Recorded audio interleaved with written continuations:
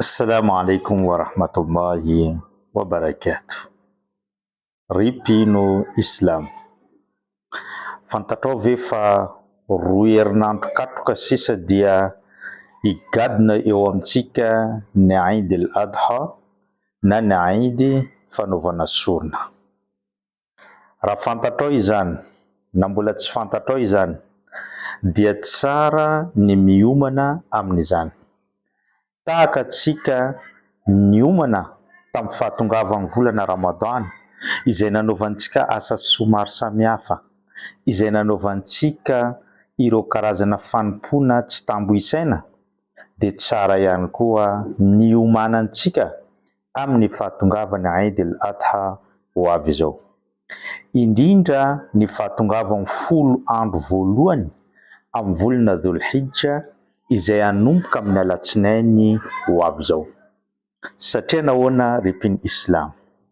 Ireo 10 andro voalohany amin'ny volana Dhul-Hijja ireo no fantatra amin'ny anarana hoe khairu ayyam ad-dunya. Izy ireo no andro tsara indrindra eto ambony tany. Ary amin'ny Eid al-Adha dia misy asa anankiray izay azahoana valisoa amin'ny tompo Allah.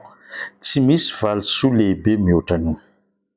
Tsy inona izany fa ny fanaovana sorona ary fiomanana dieny-zao amin'izany zavatra izany.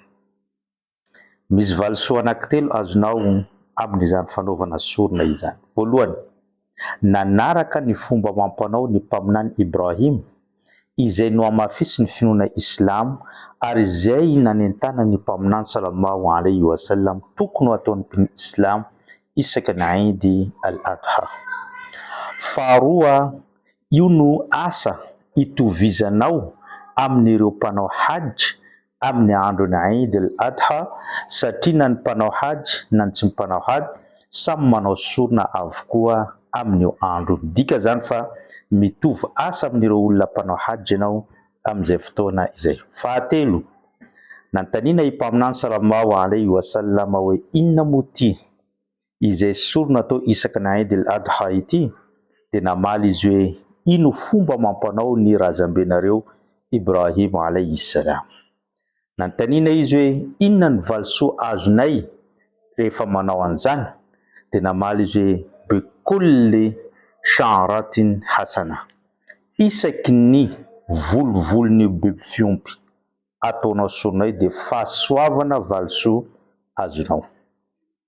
Fanontaniana mipetraka aminao mpino Islam, izy amintsika mahavita manisa ny volovolon'ondry, mahavita manisa ny volovolon'ny osy, mahavita manisa volovolon'ny omby.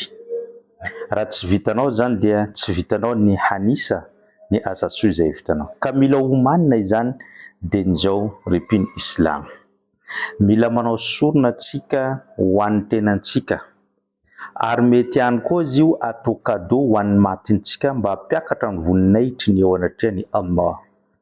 Ary mety ihany koa izy io atao amin'ny anaran'ny mararintsika, atao amin'ny anaran'ny havantsika na velona na efa maty. Noho izany, miomana anao dieny-zao amin'ny fanaovana sorona. Vola kely no atolotrao fa lehibe ny fahasoavana azo amin'izany. Ho antsika rehetra izay tianao sorona amin'ity Eid al-Adha ity, afaka mifandray amiko, afaka tanterahantsika zany, afaka ataontsika zany amin'ny fomba mendrika ary amin'ny fomba tokony ho izy ary ampanarantsika doa ho an'ireo olona izay naovantsika an'izany sorona zany. Aparitao betsaka any amin'ny hafa ity video ity mba ahazoan'izy ireo valisoa eo anatrehany Allah. Wassalamu alaikum wa rahmatullahi wa barakatuh.